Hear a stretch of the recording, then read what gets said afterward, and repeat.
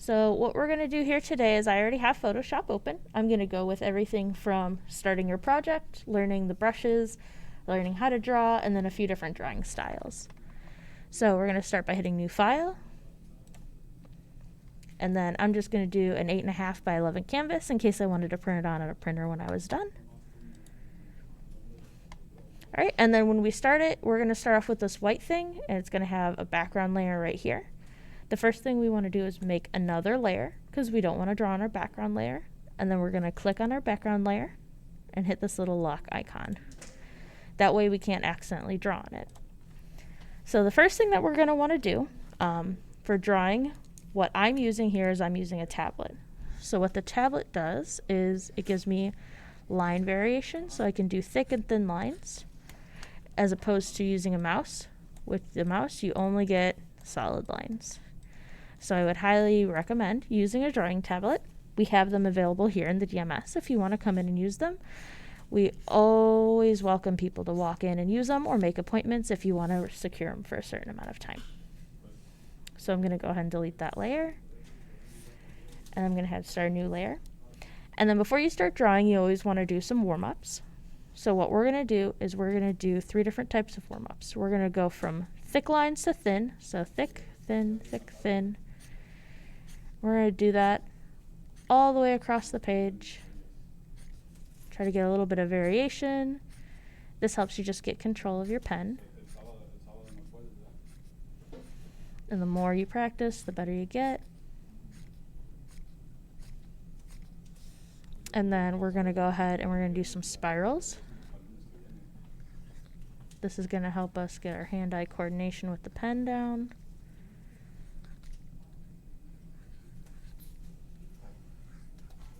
I like to go in both directions just to get used to the pen. All right, and then we're going to do some lines. We're going to curve them with each other. So this helps us get the curve and the arc of the pen down, so we could just match the previous one. We're going to do that all the way across. And if you need to do more than that, you definitely can. But I normally just start off with a few of these. Right. And then some other ones you can do is you could draw a circle and put a dot in the dead center. And sometimes they'll be a little off when you start, but you could just get to the middle. And another one you can do is, and then put an X. And that just gives you a feel for where everything is on the tablet. So then once we're done with that, we're going to go down here, hit the trash can to delete that layer again. And then once we're done with our warm-ups, we're going to move on to actually drawing. So one of the first things that I definitely recommend is starting off with a sketch. So if you're freehanding a drawing and you're just drawing a person or a cartoon character or still life, anything, I definitely recommend starting with a sketch. So we're going to make one layer and we're going to double click on the words and then we can rename it sketch. All right, and then we're going to make another layer by hitting this plus button down here, double click it and call it lines. Right, and then we're going to make sure we go down onto the sketch layer, highlight it, that way we know we're on it. And I normally sketch with a color.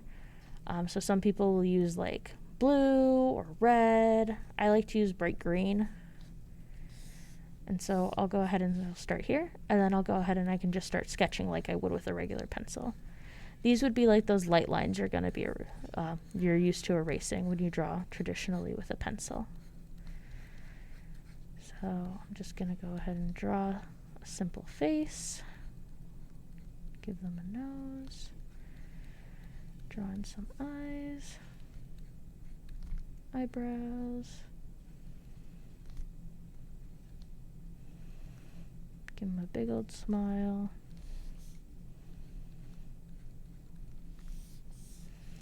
Let's go ahead and give them some hair, let's do some bangs.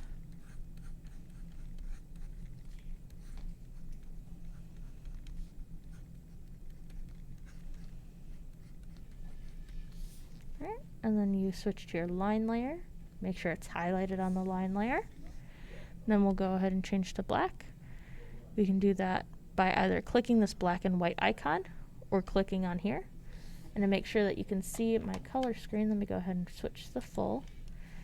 So I'll do that again. You go ahead and click over here on the colored square, and it'll bring up this color menu. And on this color menu, you can choose how saturated something is. So very desaturated, very saturated, how light, or how dark it is. So you can go in the middle, and it's 50% desaturated, 50% light and dark. Or you can go over here, it's 100% saturated, half light, half dark. So for black, we'll just drag it into the black area. Or if I wanted to do my lines in blue, I can do blue or whatever I wanted to do. I'm going to go ahead and do black. Come onto the line layer, and then I can use this magnifying glass to zoom in. So we're going to go ahead and go back to our brush tool right here. Looks like a little paintbrush. And then we're going to go ahead and just draw our lines. I'm doing this very rough because I'm just doing a little class on this here. But you can definitely take a lot more time and get a lot better of a result. So I'm just going over my sketches where I think lines would make sense.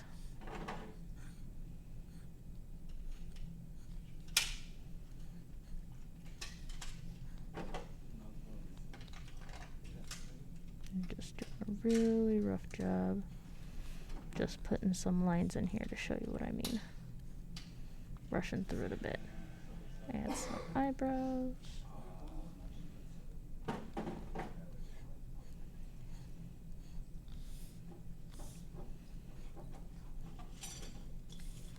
And then when we're all done, we'll go over to the sketch layer. And there's this little eyeball icon. We'll go ahead and click that to turn that off. And now you can see that the sketch is gone. And if I ever need to bring it back, I could just turn that eyeball back on to bring it back. Or if I'm totally done with it, I can go ahead and click the trash can. And it'll ask me if I want to delete it. I say yes, and then it's gone.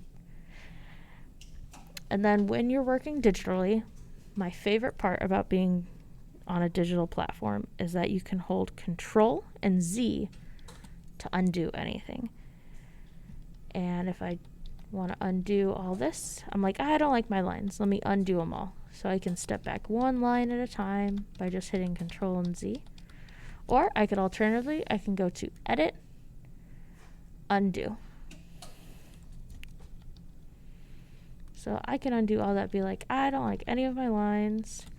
Or if I want to try all over again, I can go to my lines and I can delete it. And I can make a new one. Call that one lines. And start again. I could also use the eraser tool. The eraser tool is normally found right underneath the brush tool. Looks like a little eraser. It does exactly what you think it does. It just erases things. So erase, erase, erase, erase, erase, erase, erase. So now that we know the fundamentals of this, we're going to go ahead and get into a little bit deeper aspect. So for the brush tool, there's a whole bunch of different settings. So if we click this arrow up here, we can get all the different sizes, hardnesses, and brush textures. So the size is going to determine how big your brush is. So you can see as I go up, it gets bigger. As I go down, it gets smaller. And if I go bigger and bigger, those are all different options. And then hardness is going to choose how fuzzy things are. So if you want a really soft brush, you can go to 0. If you want something in the middle, you can go in the middle, a little bit more hard, or all the way hard. Right? And then we also have the different brush types. So they're all in different folders down here. These are the default ones that come with it. I don't have any special ones downloaded, but you can always download special ones at home. Or even here, we can go ahead and download them for you. So I can choose all kinds of different ones, and they all do different things. So let me go ahead and make this a little bit smaller so it's more comfortable. There we go. So this one, the harder I push down with the pen, the darker it is. This is good if you're doing like some painting. And this one right here mixes this one together with the tip and this one together. So I can get some brushes. Let's get rid of that line real quick. There we go. And I can go ahead, and I'm done with that. I can click and drag it, or I can just hit the trash can. And then these are the basic general brushes. If you go into like dry media, you can get one with like a crunchy paper texture. I'll call this one pencil. See, it's got more of like a rough texture to it. Got the charcoal. Nice rough charcoal texture. Get into the wet media brushes. These are more like fake paint brushes. So you can see this one blends, kind of like a watercolor.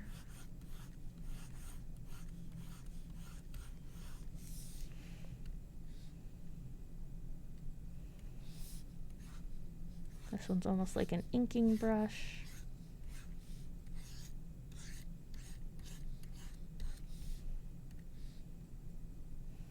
And then we have some special effects brushes, which I really like these. These are fun. So we have some splatter brushes that'll make some splatters.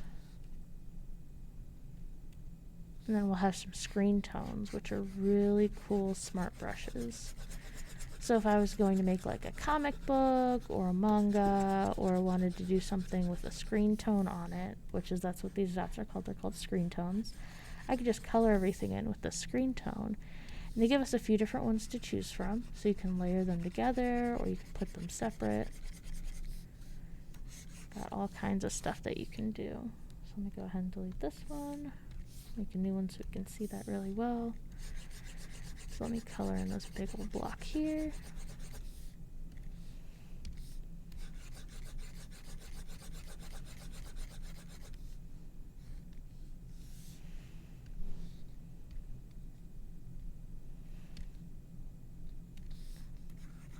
And this one's like a blendy brush. And this one looks like leaves. Yeah, there's so many different kinds of brushes. There's a lot of free ones that you can download. And then mix with the next thing I'm going to show you, you can get a lot of different effects. So normally when I'm using a drawing tablet, I'll use the hard round pressure size. So what that means is the hard round brush, and the pressure that I push down with the pen determines the size of the brush. So this is the hard round. That's like you would normally see when you use a mouse. And the hard pressure size makes it so that when I draw, you can get thick and thin ends. Normally, if you plug a drawing tablet into your computer, Photoshop likes to default for this, but if it doesn't, you could always find it there. All right, so let me go ahead and delete that layer, and then we'll make another one.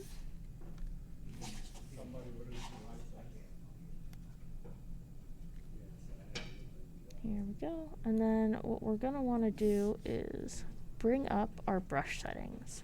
It's going to be the next important part here. So these are our brush settings right down here. So these are very important because they can determine a lot of things for us. So we're going to turn off everything just so we can see how this goes. So we'll turn on Shape Dynamics. We'll head into here. So this shows different things. So you can see as I mess with this, it changes the size jitter, which means it'll randomize what size it's putting down, partially based on the pressure I'm doing with my pen, and partially will just be random. So I want to make sure that's it down all the way. Minimum diameter just is what says, the minimum diameter. So you can see how my line gets thicker. I want to turn that all the way down to 0. And then angle jitter. It doesn't really do too much with this one because it's a round pen, but if we were to go with this one that's more long, and we were going to Shape Dynamics, change the angle jitter, you can see it changes the angle at which it lays that texture down. And roundness jitter determines how round it is. So sometimes it'll be more round, sometimes it'll be less round. So let's go back to this brush. So you can see sometimes it'll be more oval, sometimes it'll be more round. All right. And then the brush tip, you can change the size here too. Change the spacing. So you can see you can see those individual circles as you change the spacing. Change the hardness here. You can change the brush angle. There's a lot of different things that you can change. If we go into scattering, you can scatter it. You can change the count, the jitter. So you can get all kinds of stuff going on here. So using just some basic brushes and using all these different settings like texture, dual brush, color dynamics, all those things, you can change how your brush works.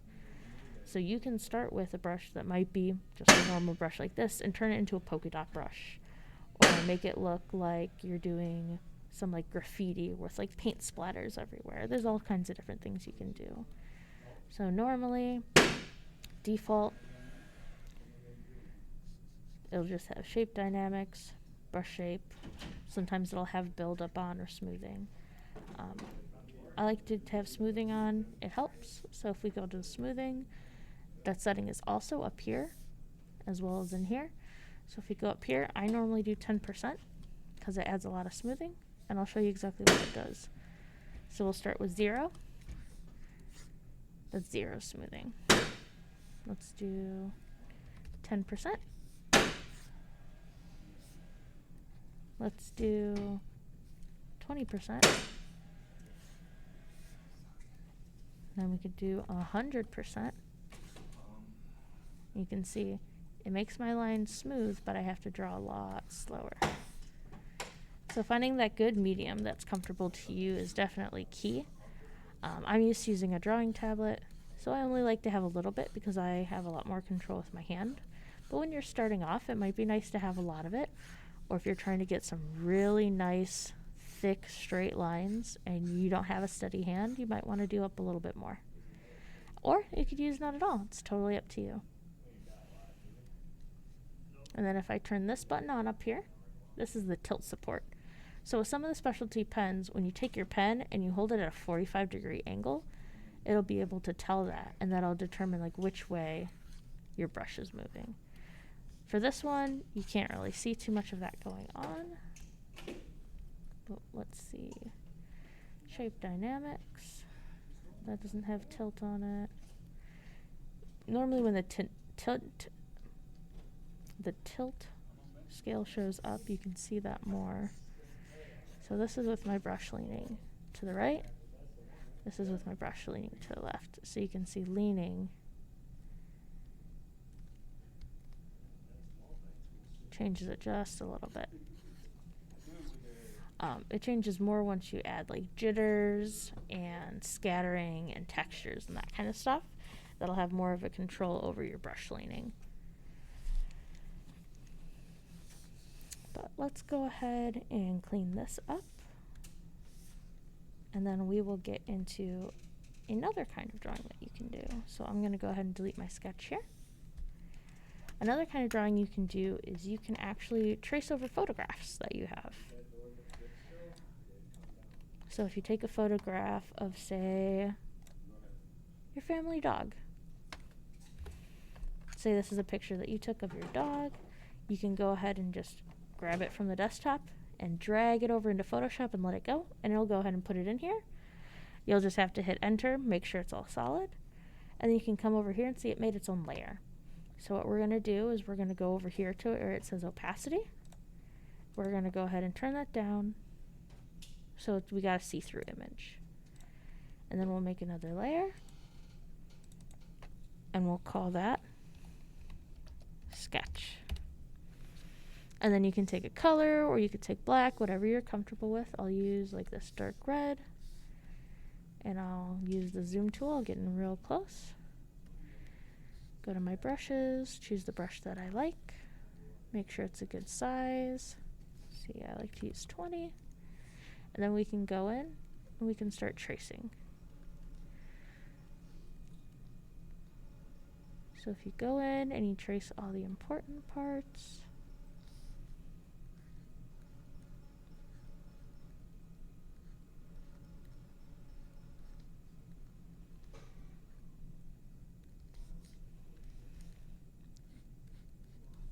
which I normally just go wherever it looks like there's a line or it looks like there's a really dark shadow. I'll put a little line to separate it. So I think all these little wrinkles are cute, so I'll get some of the little details on the wrinkles. Get all the defining features of the nose.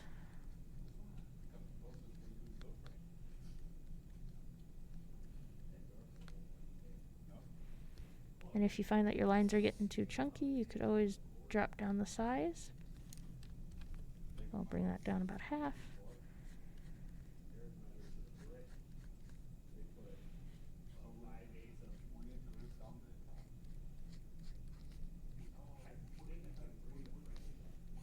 We'll just go ahead and go through this real quick here. Try not to take too long. Normally I'll take a long time to do this, normally about 20 minutes. That way I can make sure I get all the details I want and I don't miss anything. But the more details you get, the more you'll have to work with.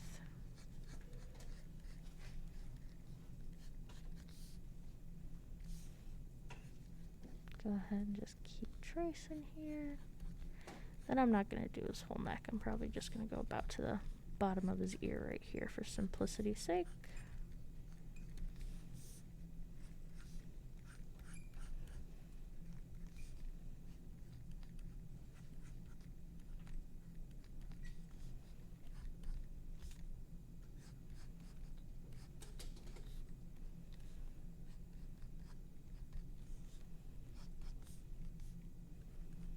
We'll just finish this up here. I see a highlight right here. See a highlight right there. See a shadow line right there. See a little highlight shadow line there. You can see you can go in and get all of these if you really wanted to. But I'm going to keep it simple and stop there. So when I'm all done, I can go ahead and come over here, go to this layer with the picture on it, turn off that eye, and then you can see I got my little sketch done. So I could zoom out and you can see that dog. And then I can, above the, I'll click on the sketch, click the plus to add new layer, call this lines, because these will be my nicer looking lines. They won't be as rough as my sketch. And then I can go ahead and go on my sketch and I'll turn it down, turn that opacity down. I use a dark color, so 25% should be good. Go to lines, I want to use black, and I can come in and start doing my lines. And I think for my lines, I want to do a really thin brush. Let's do 5. And I can come in, and I can do some little hatching lines to make this look a little bit more like a sketch. I want to give more of like that pen to paper hatching feel.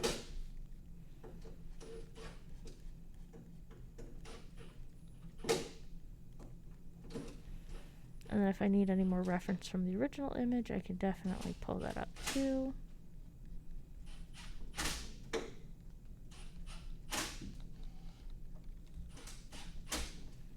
I'm not going to go do the whole dog like this. I'll just do part of the face so you can see.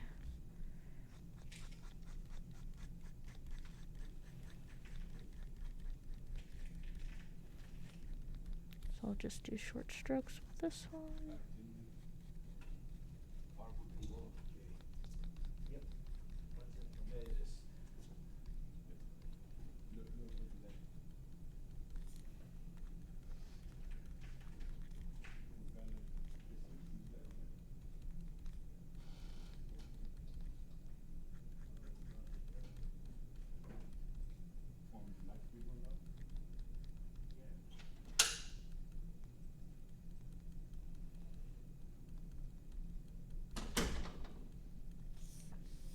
And then when I turn off my sketch, you can see the piece of artwork that I'm working with here.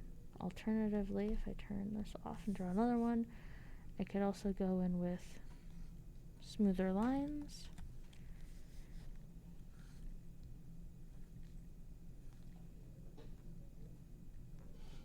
You can use whatever style of line work that you want.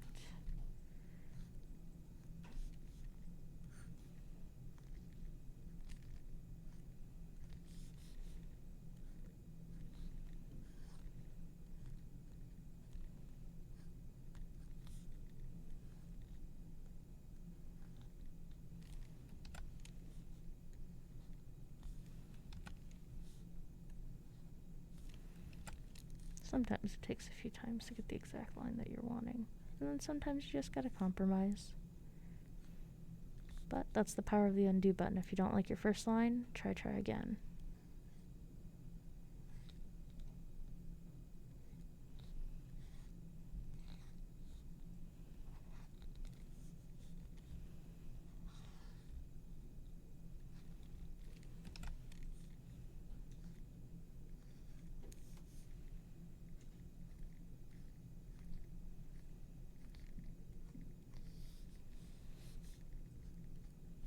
And then we'll go ahead and see what this one looks like. So you can see that has a very different feel from that. So you can get all kinds of different stuff we'll do in this. And again, if we use those other brushes and those other textures, we can get a whole different plane going. So let's try the same thing with something a little bit harder. I find dogs and cats are pretty easy to do this with because they have very, very organic shapes. They got that fur. We don't recognize their faces as much. So let me go ahead and delete all that. Let's go ahead and try a portrait of a person.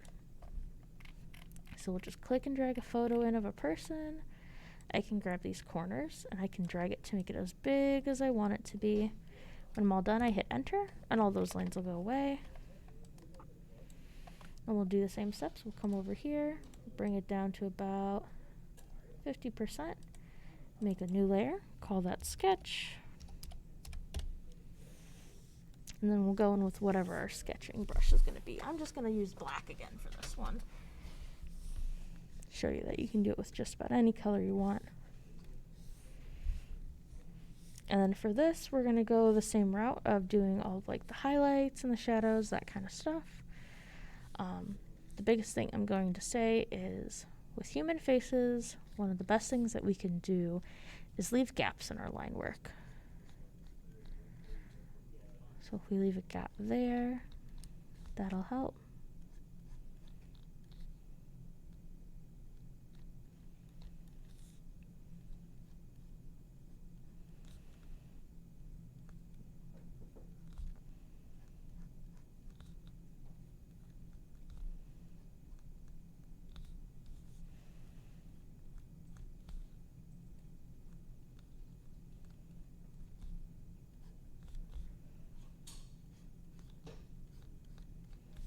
And for the more solid things like clothes, having fully closed lines isn't a bad idea. But you could also split those up as well as if you wanted to.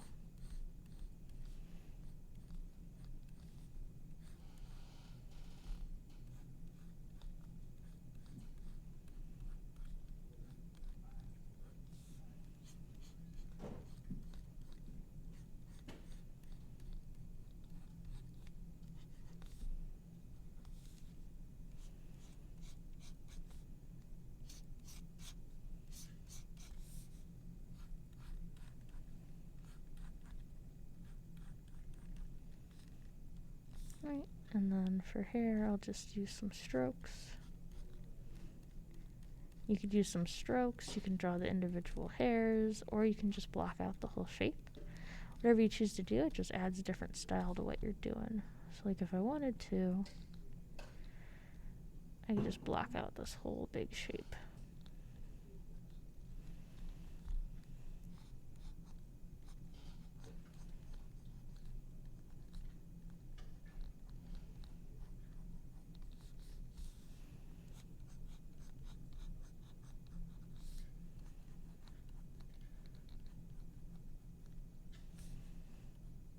Alright, and he definitely has a line right here, right there, right here.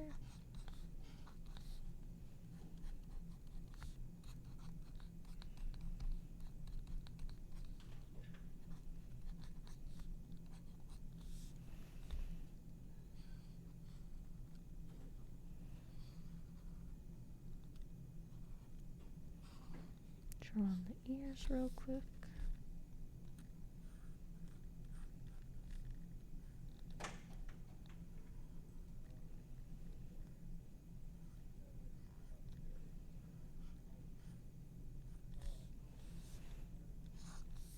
Get his neck in there.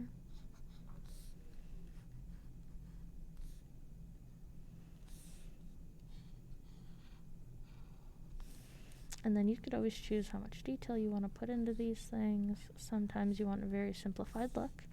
Sometimes you want all the detail you can get. So it all depends on what you're going for and what you want to do.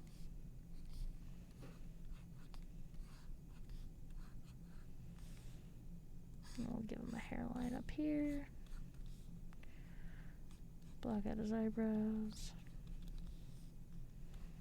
Right, and then I'll go ahead and zoom out. And then when I turn that layer off over here, you can see I have a nice sketch. And I can show you what I mean by those broken lines. So if I come in here and I make these just solid lines,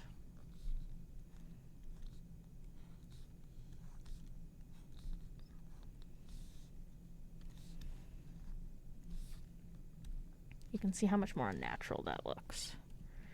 So if I take those back out, another reference of how much better it looks with those broken lines. It gives our brain a little bit more play to say where the highlights and shadows are going to be before we add color. So then we can go ahead and we can definitely go over this, make a line layer, and make our more refined lines. If we wanted to add color after, we'd go ahead and add another layer, name it color, and we drag it all the way below our sketch. And then once it's below there, we can go ahead and grab any color we like and just color in, and we don't have to worry about it affecting our lines at all. So this is really good if you want to draw and your kid wants to color or wants to draw with you. You can give them a separate line layer to work on. And to make sure you don't touch your line or sketch, you can click on them and hit this little lock icon. Now when I go to draw on it, it'll say I can't because it's locked. So that's a good way to protect whatever layer it is you want. And this isn't going to be a tutorial about the best way to color. We have another tutorial on that. It should be on our YouTube. But coloring is definitely a big part of drawing. So it is most definitely an option if you want it.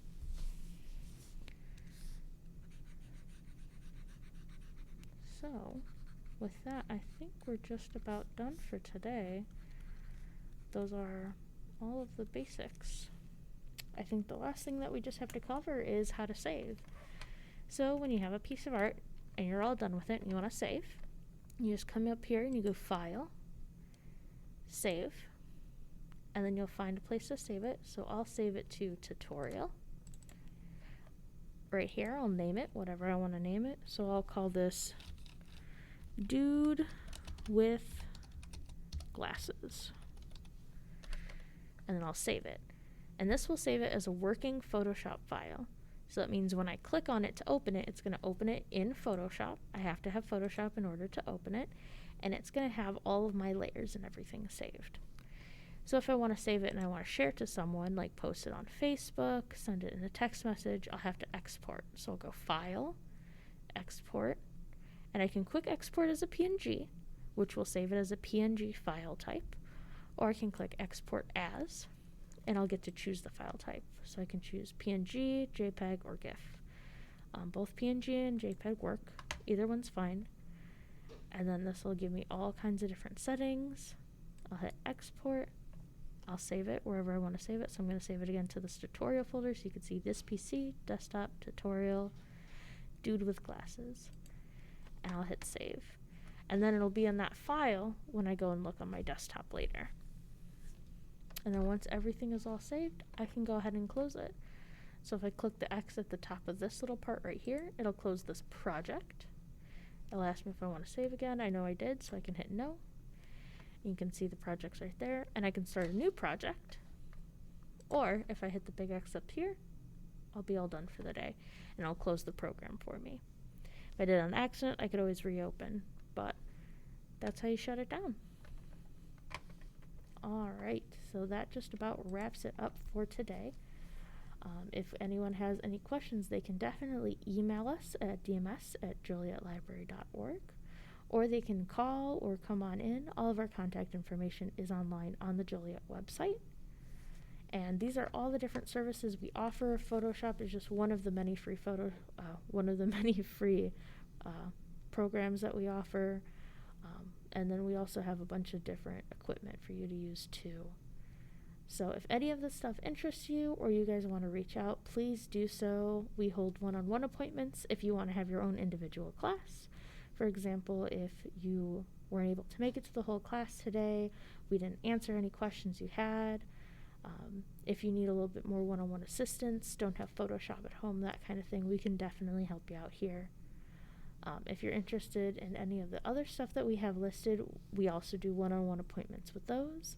If you already know how to use Photoshop or Premiere Pro or any of the other Adobe softwares, you could always just come in to borrow a computer.